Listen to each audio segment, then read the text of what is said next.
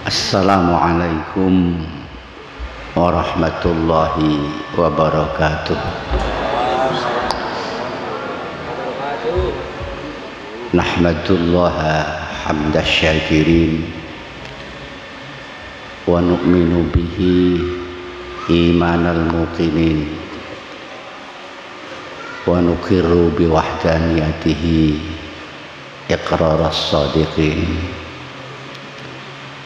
Asyhadu an la ilaha illallah Rabbul arsyil azim wa mukalliful jinni wal insi liya'budullaha mukhlishina lahuddin kama qala ta'ala wa ma umiru illa liya'budullaha mukhlishina lahuddin. Assalatu wassalamu ala asyrafil anbiya'i wal mursalin Sayyidina wa maulana Muhammadin wa ala alihi wa ashabi ajma'in, amma ba'du.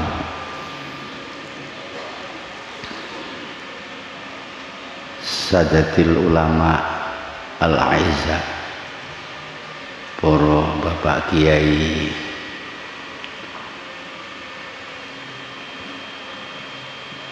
atalallah umrakum ma'akamal sihhati wal afiyah, amin ya rabbal alamin.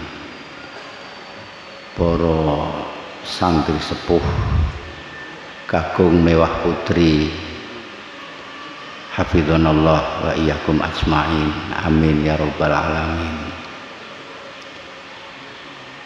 Alhamdulillah wa syukurillah, kita masih diberi panjang umur oleh Allah, masih bisa diberi kesempatan berbicara, berpuisi, makan, minum, dan menghibur diri.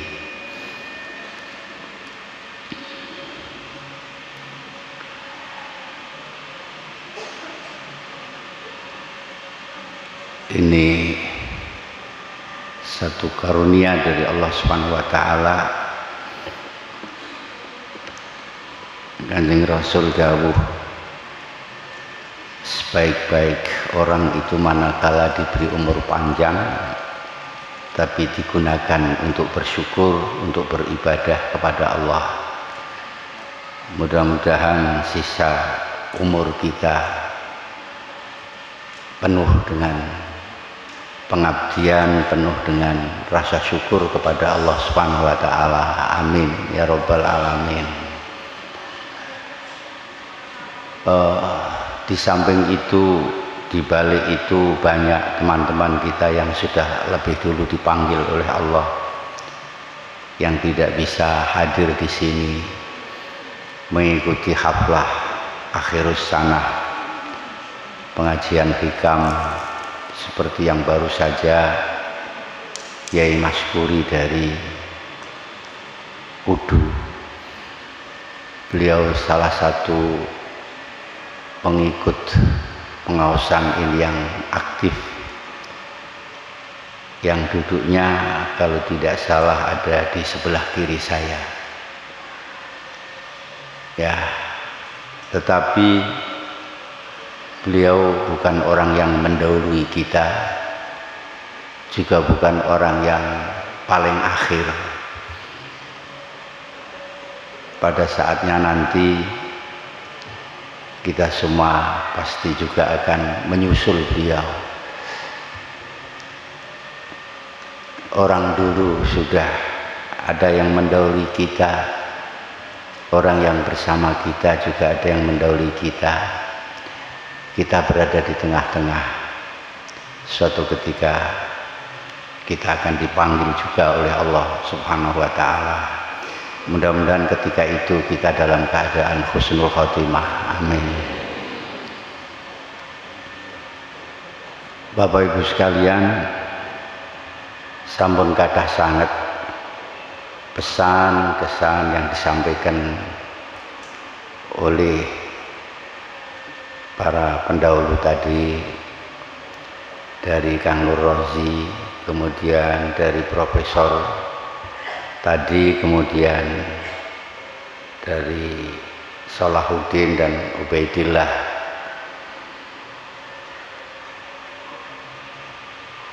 Saya cermati apa yang disampaikan oleh beliau-beliau itu kesane ngajak rekoso, ngajak susah, ngajak rekoso. Puisine we digayake nangis-nangis. Bahasan Ubed menyampaikan puisi yang putus cinta. Sebenarnya hidup ini tidak sesulit itu, hidup tidak serepot itu. Mbah Kiai Ibnu Athaillah memberikan saran, memberikan resep yang sangat mudah dalam makalahnya yang saya catat, karena saya ini sudah tidak seperti dulu lalenan. Beliau bersabda, mata ja'alaka fil zahir mumtasilan li amrihi wa razaqaka fil batin al istislama li qahrihi faqad a'zaman minnata 'alaika. Ketika Allah sudah menjadikan kamu sebagai orang yang mengikuti perintahnya secara zahir, kemudian Allah sudah memberikan petunjuk di dalam hatimu, di dalam batinmu, agar pasrah semua keputusan Allah. Ini adalah minnah, satu anugerah yang sangat agung. Yang mboten angel kan ini. Tidak ada anugerah yang lebih daripada itu. Secara lahiriah kita sampun derekaken dawuh Allah, kon salat, kon poso. Secara batiniah kita menerima semua keputusan Allah. Ini adalah anugerah yang sudah sangat besar sekali. Mudah-mudahan kita dianugerahi seperti ini. Diperintah Allah secara syarak kita sudah lakukan, dan jika Allah menimpakan kodoknya kepada kita, menimpakan musibahnya kepada kita, kita akan pasrah total, akan taslim. Sebab namanya ibadah itu hanya berkisar antara zahir dan batin. Ibadah itu hanya pada pusaran zahir dan batin.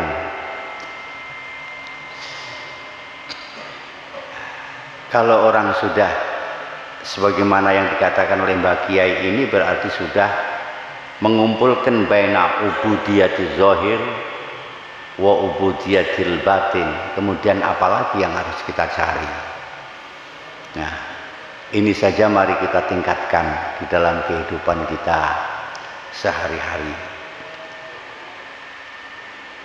Sebenarnya kita ini sudah mengerti, Bapak Ibu sekalian. Ini saya juga ambilkan dari hikam. Kita sudah mengerti kalau kita salah, kita beristighfar, kita bertaubat. Kalau kita dapat nikmat, kita bersyukur. Kalau kita dapat musibah, kita mesti sabar. Sudah tidak sulit lagi bagi kita untuk melaksanakan hal ini, karena ini sudah jelas.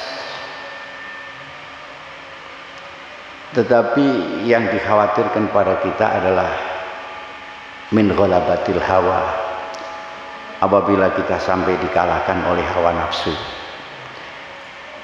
Mestinya kalau kita salah, kita harus segera istighfar dan taubat, karena kita kalah oleh hawa nafsu kita sendiri.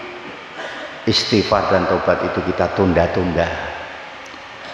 ada taswif, ngendi-ngendi, padahal kita tidak mengerti kapan saatnya Allah akan mengambil kita. Pada saat kita mendapatkan nikmat, mestinya kita harus bersyukur, kita tasarrufkan nikmat itu sesuai dengan perintah Allah ketika nikmat itu diberikan.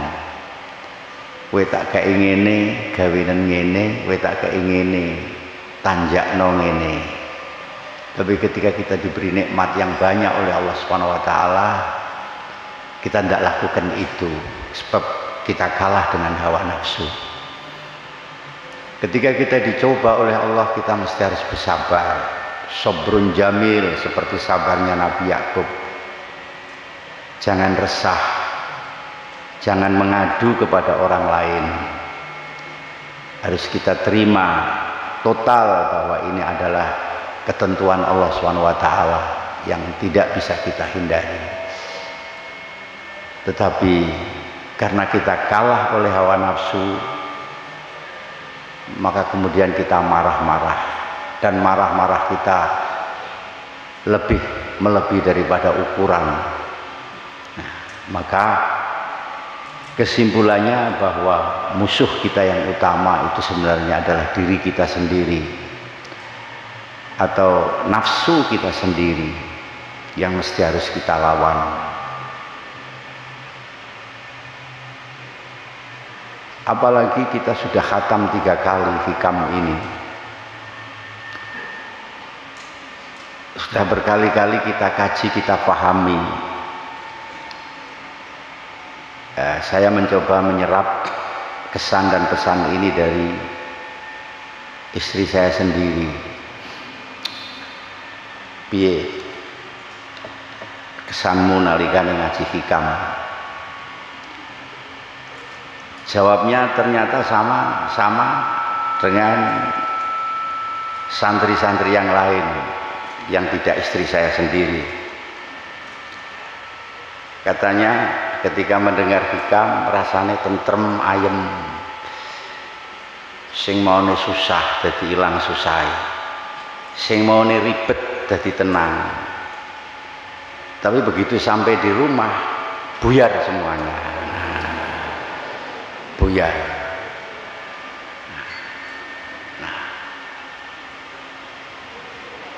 Termasuk saya sendiri juga buyar.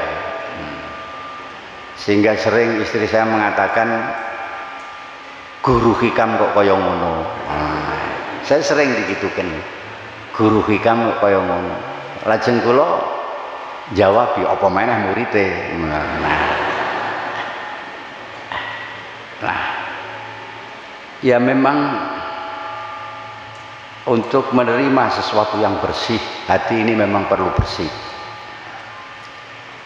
Hati ini tempat ilmu, hati ini tempat cahaya Tuhan. Ilmu Allah hanya akan bersemayam, hanya akan kerasan di dalam hati yang bersih. Kalau hati kotor, ilmu Allah itu bersih, tidak mau bertempat di tempat yang kotor. Padahal betapa kotornya hati kita, suker banget. Kalau hati itu sudah dipenuhi hal-hal yang tidak perlu, apalagi yang kotor-kotor, ini hal-hal yang penting akan tidak lagi bisa masuk. Hal yang penting akan mudah hilang. Mula tidak hanya yang ngaji hikam saja, sing ngaji ibris ya ngono. Kula nek ngaos kiai mirengaken dawuh-dawuhipun Allah, manah kula raos tentrem. Kula wau nembe badhe ngaji niki padu kalih bojo kula. Dugi mriki insyaallah kula salah, kula mboten badhe padu malih. Badhe kula maafkan istri saya. Tapi kenyataannya mboten ngoten Kiai. Kula dugi ngriya niku kumat malih kula Kiai. Atine ajeng ngamuk mawon. Kaya-kaya ilmu itu hanya singgah sesaat. Iya. Kula matur, ilmu butuh tempat yang bersih, dan kalau hati sudah dipenuhi dengan hal-hal yang tidak perlu, maka yang penting tidak akan bisa masuk di dalam hati itu.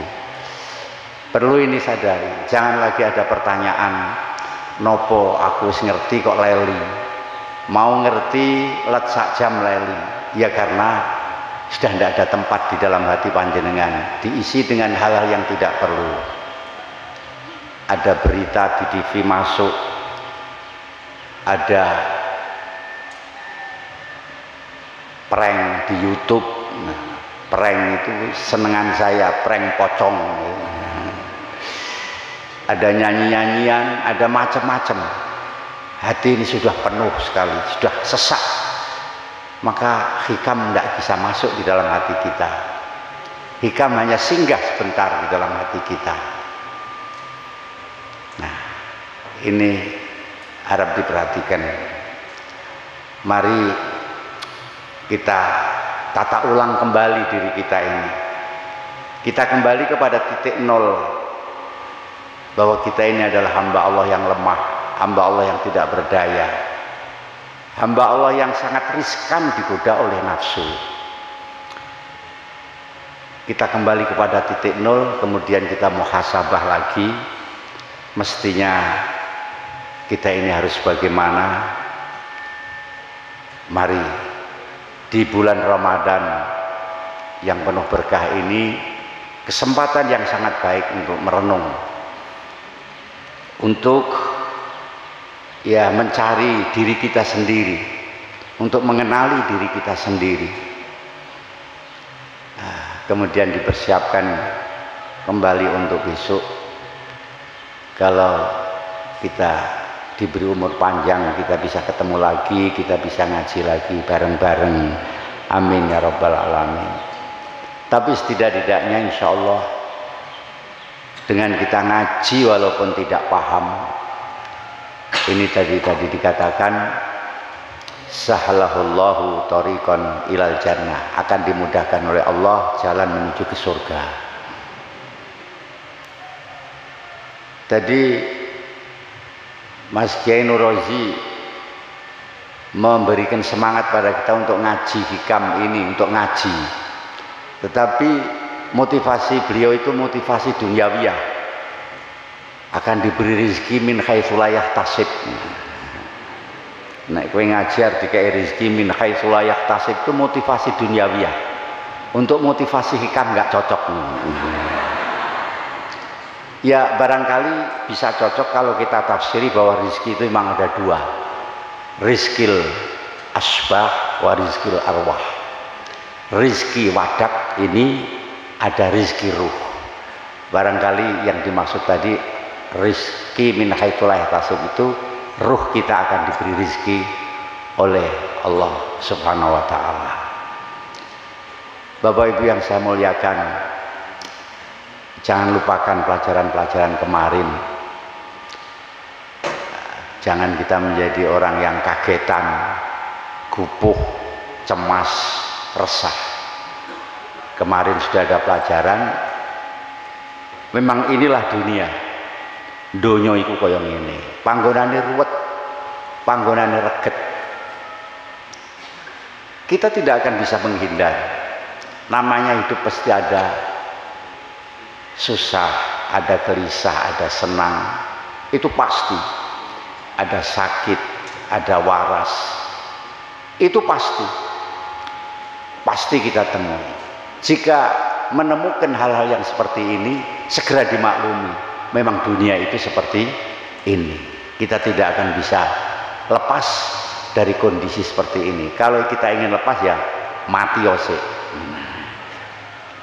Ning kono ki ora susah terus ya seneng terus. Nah, kemarin juga ada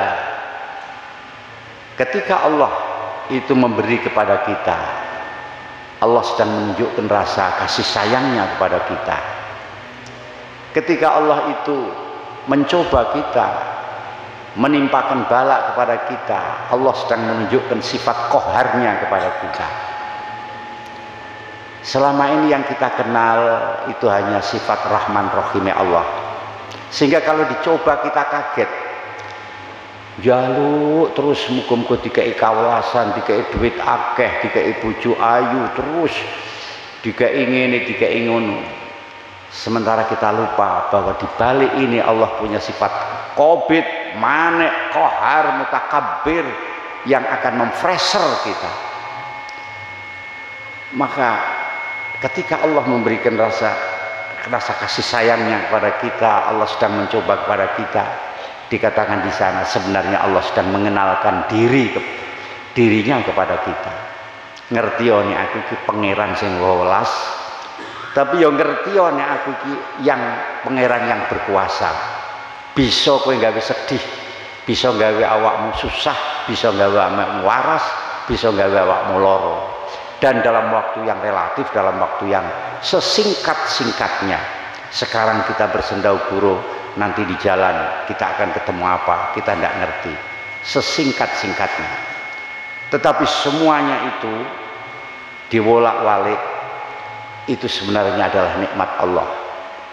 Sampai ketika kita dicoba dalam keadaan terpressure, terpepet, terpaksa, ini juga nikmat dari Allah. Karena dengan demikian maka kita akan bisa semakin mendekat kepada Allah Subhanahu wa ta'ala. Sebab kalau kita dibuat terus-menerus punya uang dan terus-menerus sehat, kita malah jarang-jarang menyebut asma Allah. Tidur nyenyak, makan enak sambil bergurau.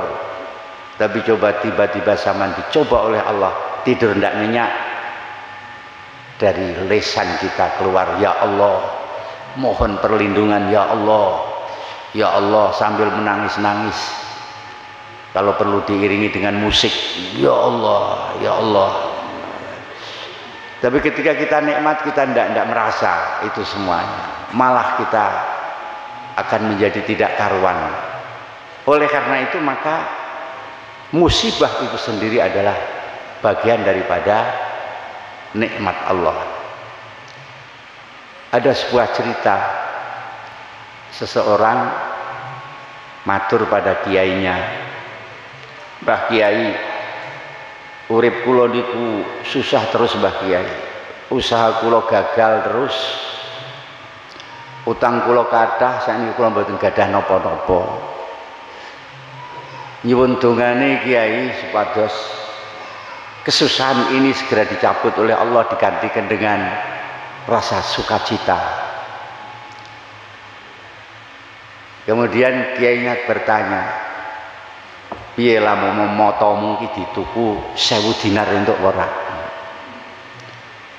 Matamu di biji mata itu dibeli 100 dinar boleh enggak? Wah, ya enggak boleh Kiai.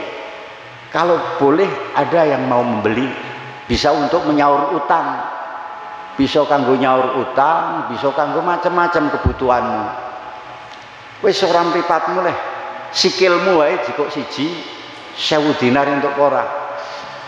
Ya ndak boleh Kiai, ndak boleh. Nah, paham toh kamu bahwa sebenarnya kamu itu punya beribu-ribu dinar. Kenapa kamu bilang tidak punya apa-apa? Nah, inilah Bapak Ibu sekalian, kalau kita ingin menemukan nikmat Allah ketika kita sedang waras, coba tilii wong sing lara. Tilii ini rumah sakit di sini ICU, kamu akan tahu betapa nikmatnya Allah yang diberikan kepada kita. Kita waras seperti ini.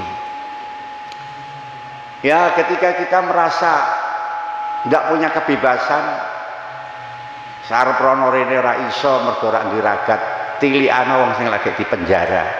Di sana kamu akan tahu dia sudah tidak bisa apa-apa, masih lebih merdeka kita. Ini artinya bahwa nikmat itu tidak dibatasi. Nikmat itu tidak bisa dibatasi. Sebagaimana nikmatani ma kharaja maujudun anhuma, dua nikmat yang kita tidak akan bisa lepas dari dua nikmat itu, yaitu nikmat kita diwujudkan oleh Allah dan kita nikmat dibantu, diberi bantuan oleh Allah. Allah menjadikan kita lahir, membuat kita lahir di dunia tidak dibiarkan begitu saja, Allah mencukupi kebutuhan kita dengan menaruh rasa cinta kasih di hati orang tua kepada kita, sehingga ketika kita tidak bisa mandi dimandikan, ketika kita tidak bisa minum diminumi, ketika kita sakit ya dikasihani. Itu bagian daripada nikmatul imdad yang diberikan oleh Allah. Kemudian setelah kita agak bisa mandiri, dilepas oleh Allah. Allah melepas kita tidak hanya begitu saja dilepas, di kanan kiri kita sudah disiapkan oleh Allah hal-hal yang bisa menunjang kehidupan kita sampai batas yang tertentu, ila ajalin musamma. Nah, yang terakhir saya mau cerita yang pernah saya ceritakan Bapak Ibu sekalian. Ternyata di antara ibadah tadi yang sudah digambarkan sedemikian rupa, kita suluk kepada Allah harus melalui cara-cara yang tadi disampaikan oleh Ustadz Solahuddin. Kita tinggalkan dunia dulu, kita macam-macam sampai kepada Tuhan dan seterusnya. Di antara sekian ibadah yang tadi sudah disampaikan itu ada ibadah yang mudah dan tidak biaya, tapi pahalanya lebih dari semua itu. Ya, dalam sebuah cerita ada orang ibadah 30 tahun, siang puasa, malam tahajud, waktu-waktu seperti ini melakukan sholat duha, zikir, tasbih selalu berada di tangannya. 30 tahun sudah. Genap 30 tahun ada suara yang membisiki hatinya, ini ilham. Ya abid, wahai orang yang beribadah, besok temanmu itu seorang wanita yang sehari-harinya mengembala kambing. Koncomu iki sok mben ning akhirat ning swarga iku wong wedok sing mendina-mendinane iku aman wedhus. Wah, kaget itu orang ahli ibadah. Mosok wong tukang angon wedhus wedok pisan dadi kancaku ning swarga. Kaya apa wonge? Ditelisik-telisik ketemu. Orang wanita itu ketemu. Diamati terus. Memang hanya begitu adanya. Ketika abid itu siang hari berpuasa, dilihat wanita itu siang hari makan biasa, akan pergi mengembala kambing, dia makan dulu. Kemudian malam hari orang-orang bertahajud, dia malah tidur, nyenyak, ngorok. Orang ahli ibadah merasa apa? Iki ibadah sing model piye bocah wedok iki kok besok dadi kancaku ning swarga sing aku 30 tahun mati-matian mengabdi kepada Allah, kancaku terima wong angon wedhus sing kaya ngene iki. Akhirnya ndak betah ditanya itu wanita. Mbak, umpama niki mbak, tapi di sana bahasanya bahasa Arab tidak ada mbak. Mbak, kowe iki ndek ngamal apa? Ya mboten gadah ngamal napa-napa, nggih ngamal kula ngeten iki. Nek esuk ngangon wedhus sadurunge angon kula sarapan riyin. Nek dalu kula kesel, kula tilem. Napa malih kok kula kober poso? Mboten kober kula poso. Tenane, Mbak. Aku pengen weruh tenan, apa ngamal sampean sing istimewa sampai sampean niku disebut-sebut sok mben niku dadi kancaku ning swarga. Mbok menawi niki ngamal ingkang kula gadahi, namung sekedhik tur mboten bejaji. Kula niku nek sakit niku mboten nate. Kula niku kadek njaluk karo pangeran muga-muga ndang diparingi waras, mboten nate. Kula dicaci kalih tiyang tidak pernah saya minta pembelaan pada Allah. saya terima semuanya itu. Ketika saya tidak punya apa-apa, ya saya terima, saya tidak pernah minta kaya kepada Allah Subhanahu wa taala. Lajeng seorang abid kalau wau tengen ihyae niku mbak tangane ngaten diplake ning nggon bathuke, ya Allah. Katanya ini amal yang kecil, tapi siapa yang bisa beramal seperti wanita ini? Orang ahli ibadah sekalipun wiridan kitabe gwedi. Kitabe bojo kula niku gwedine ra karuan ngeten. Papan esuk wiridan. Tapi wah-weh nyeneninan, nesunan, ndak ada artinya apa-apa itu dibandingkan dengan orang yang meneng baik. Yes Gusti, saya terima ini. Ya memang itu sulit bagi orang-orang ahli syariat, akan menganggap bahwa itu amal yang tidak benar begitu, karena tidak ada ikhtiar bagi orang ahli syariat. Tapi pancen marisi wong ahli syariat beng wong al ilmu al alim billah niku angel alim billah. Nek perkara ngaji sampean golek guru ngaji setahun rong tahun ngesai iso maca kitab gede-gede. Tapi nek muni al alim billah niku mesti kita harus belajar dari diri kita sendiri, harus menghilangkan rasa-rasa yang selama ini membuat kita bangga, membuat kita tersinggung, membuat rasa apa itu harus hilang semuanya. Jadi al-alim billah dengan al-alim bi ahkami syariatillah niku jari kula ije angel al-alim billah. Banyak orang alim tapi tidak alim billah. Tapi orang yang alim billah itu biasanya kesannya kesan taslim liqadaillah, taslim liqadarillah. Inilah yang bisa menciptakan ketenangan dan ketentraman di dalam hidupnya, bahkan hidup ya ada pada lingkungannya. Begitulah Bapak Ibu sekalian, dados kula memang mboten purun sedih-sedih. Sebab nek kula sedih niku cepet tuwa.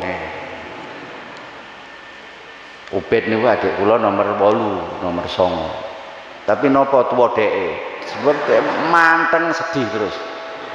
Dilongkas niku wajahe salah nggih wajah tuwa niku. Sementara kula masih ketok enom, nggih mboten.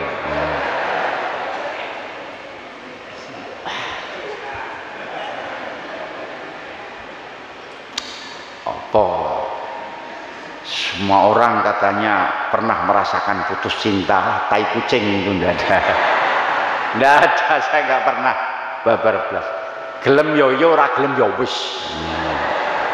Jadi singkat padat keputusan itu, biar persoalan-persoalan kita kepada Allah itu lebih banyak lagi yang harus kita selesaikan. Kok semang ngurusi barang sing mung trimo kaya ngono. Atine kebak mulakno hikam rak paham-paham ya mergo ngono. Yo kadang-kadang sing tuwa yo ijek ngrasake kaya ngono kuwi. Tuwa yo ambek tuwa. Nom mbek nom. Tapi taulah bahwa itu adalah hal-hal yang perlu kita sisihkan. Hati harus kita kosongkan di dalam hikam ini untuk menuju kepada Allah Subhanahu wa taala. Itu semua hal yang tidak perlu, yang akan terbawa nanti kalau kita mati. Karena almar'u mata alama asya'alah. Manusia itu mati menurut suasana batinnya. Suasana batinnya ketika hidup seperti apa, ini akan terbawa ketika dia akan mati. Ketika suasana batinnya itu senang duniawiyah, maka ketika akan mati dia mesti susah sedih akan meninggalkan dunia ini. Sampai ada yang berwujud menjadi suatu gerakan. Zaman biyen kula nate tilik wong loro kalian Mbah Dakoh. Sing loro niku tangane ngeten-ngeten. Kula tangkep dateng sedulure niku astane kok ngoten-ngoten enten napa nggih. Sebab nek gek warase niku nek ngitung duit seneng ngeten-ngeten niki sampe. Jadi arep lara nggih ngoten, arep mati ngoten niku. Lah saya khawatir kalau ibu-ibu niku arep mati meraco mebrak sekulino meraco. Saya khawatir nanti arep mati tangane ting kluthik kulino SMS-an WA-an. Nah, almarhumah ta'ala masyaallah. Maka Kita harus berhati-hati menghadapi saat-saat yang seperti ini. Mula awake dhewe kudu mengsisihkan waktu untuk konsentrasi kepada Allah. Barang 24 jam, barang 1 jam saja kita tafakur. Kita lupakan kesibukan dunia mahiyah ini. Suatu saat nanti Israel datang, kita sudah sering belajar yang seperti itu. Alhamdulillahirabbil alamin.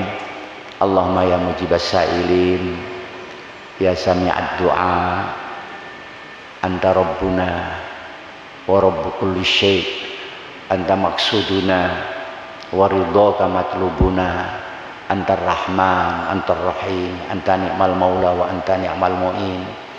Allahumma hdinas siratal mustaqim, siratal ulama'il amilin wa siratal anbiya wal mursalin. Allahumma ya Allah ya khairul munzilin, anzilna munzalan mubarakah. Tempatkanlah kami di tempat yang berkah ya Allah. Wa ahyina hayatan nafi'ah mubarakah. Berilah kami kehidupan yang manfaat, yang berkah. Hayatan man tuhibbu baqa'ah.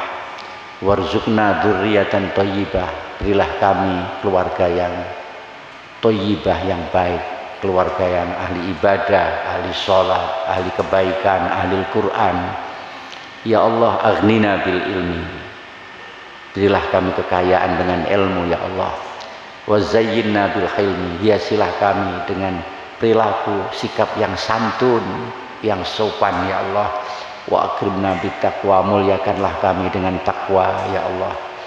Ya mukhawwilal hali wal ahwal, hawil halana ila sanil hal. Ya Allah yang merubah keadaan, yang merubah situasi dan kondisi, robahlah perilaku kami lebih baik daripada kemarin ya Allah. Ya Allah, mohon perlindungan dari ilmu yang tidak bermanfaat, mohon perlindungan dari doa yang tidak kau terima, mohon perlindungan dari nafsu yang tidak pernah kenyang ya Allah ya mujibas sa'ilin. Ampunilah dosa-dosa kami, dosa orang tua kami, dosa guru-guru kami, kasihanilah mereka sebagaimana mereka mengasihani kami ketika masih kecil, sebagaimana mereka mengasihani kami ketika kami masih bodoh ya Allah ya mujibas sa'ilin. Allahumma ya Allah, a'inna ala dzikrika wa syukrika wa husni ibadatik.